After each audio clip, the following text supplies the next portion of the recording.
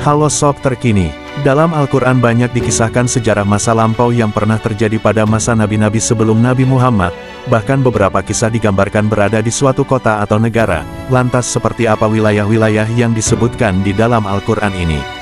Sekarang apakah masih tetap kuno seperti dulu ataukah telah berubah menjadi kota modern?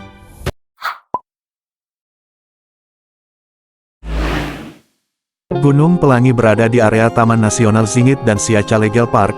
Kota terdekatnya yaitu Zhangyi yang masuk ke dalam wilayah provinsi, dan Sucina dinamakan Gunung Pelangi karena gunung ini memiliki warna-warni, yang seperti pelangi ada warna merah, oranye, putih, hingga biru mirip seperti spektrum. Warna pelangi Gunung Pelangi ini memang disebut dalam Al-Quran, tepatnya di surat Al-Fatir, ayat 27. Dalam surat itu disebutkan bahwa Allah menciptakan gunung-gunung yang diantaranya ada garis-garis putih dan merah yang beraneka macam warna, dan ada pula yang hitam pekat.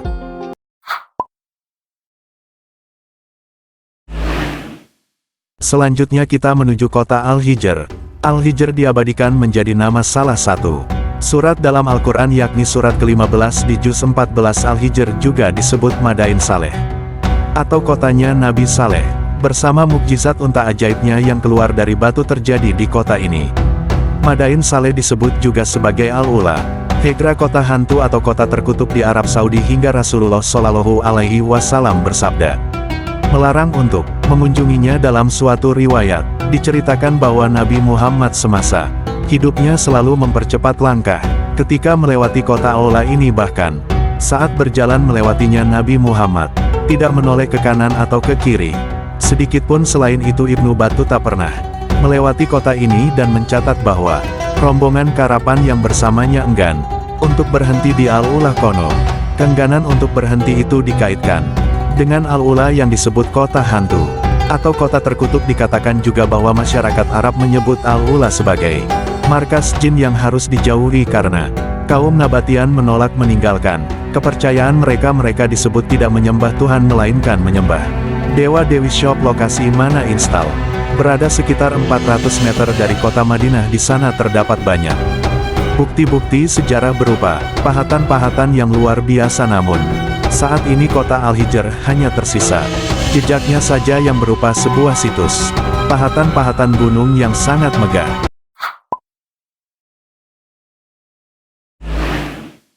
Sob terkini, dalam sebuah artikel Yerusalem ini, The Quran yang dipublikasikan di dalam jurnal kritis Journal of Middle Eastern Studies menyatakan Yerusalem disebut sebanyak 70 kali dalam Al-Quran, baik secara implisit maupun eksplisit. Penyebutan Yerusalem tersebar di 21 surat Al-Quran, menyebut Yerusalem sebagai tanah suci, tanah yang diberkahi dan kota yang diberkahi. Salah satu ayat yang menyebut Yerusalem adalah surat Al-Maidah ayat 21. Kota Yerusalem juga disebut-sebut sebagai kota suci terutama bagi agama Kristen, Yahudi dan Islam. Di sini banyak bangunan bersejarah dan museum yang bisa kamu jelajahi dengan berjalan kaki di dalam kota Yerusalem. Terdapat Masjid Al-Aqsa, Gereja Makam Kudus, dan tembok ratapan. Masjid Al-Aqsa sendiri merupakan masjid ketiga paling suci bagi umat Islam. Nabi Muhammad Shallallahu Alaihi Wasallam melakukan perjalanan dari Masjidil Haram di Mekah ke masjid dalam semalam. Peristiwa ini disebut dengan Isra Miraj. Letak masjid ini berada di kompleks bangunan lama Kota Lama Yerusalem. Di dalam kompleks masjid ini juga terdapat kubah batu yang disebut sebagai tanah suci atau tanah yang mulia. Di Yerusalem juga terdapat Gereja Makam Kudus. Ini adalah gereja Kristen di Kota Lama Yerusalem. Situs ini dipercaya oleh banyak orang Kristen sebagai Golgota, tempat Yesus disalibkan. Gereja ini menjadi tujuan peziarahan Kristen sejak abad ke-4 sebagai tempat wafat dan kebangkitan Yesus. Ada juga tembok ratapan Well. Di tempat ini kamu akan menemui orang-orang yang tengah berdoa, bahkan menangis dan histeris meratapi dosa-dosa. Tembok ini dianggap lokasi suci bagi umat Yahudi. Ada pula yang menyelipkan kertas permohonan di tembok itu.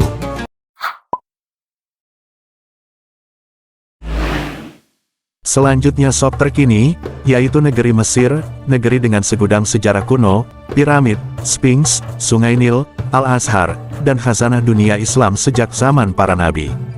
Karena itu, negeri ini disebut juga dengan negeri para nabi, karena banyaknya nabi utusan Allah yang menetap atau melintas dan berdakwah di negeri ini.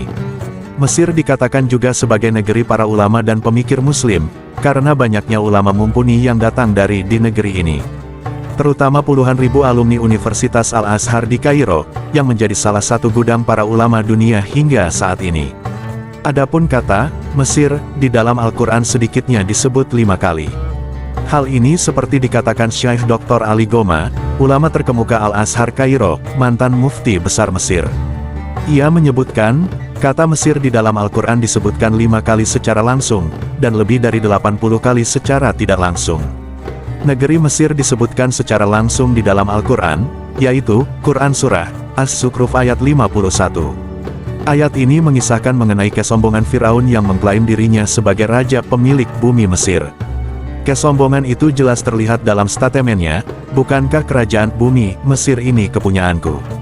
Sementara itu Nabi Musa, alaihissalam beserta pengikutnya ia anggap sebagai orang yang lemah lagi fakir, karena tidak memiliki atribut istana dan singgasana. Kesombongan Firaun juga terlihat dari klaimnya bahwa sungai-sungai yang mengalir berada di bawah kendalinya. Dan Quran Surah Yusuf ayat 99. Ayat ini pun menyebut kata Mesir, yang merupakan lanjutan kisah mengenai keberangkatan keluarga Nabi Yakub, alaihissalam, orang tua Nabi Yusuf, alaihissalam, dari wilayah Palestina menuju Mesir, setelah bertahun-tahun mereka terpisah. Maka tak kala Nabi Yakub, alaihissalam bertemu dengan putranya, Nabi Yusuf, alaihissalam pun memeluk ayahnya itu dan berkata, masuklah engkau ke Mesir insya Allah dalam keadaan aman. Masih ada beberapa ayat lagi di dalam Al-Quran yang menyebutkan atau sekurang-kurangnya mengisyaratkan daerah Mesir. Hal tersebut tentu menunjukkan perhatian Allah terhadap negeri Mesir. Itulah seputar tempat-tempat yang disebut dalam Al-Quran. Mohon maaf ya sob terkini jika penyampaiannya masih kurang dan ada kata-kata yang salah. Wassalamualaikum warahmatullahi wabarakatuh.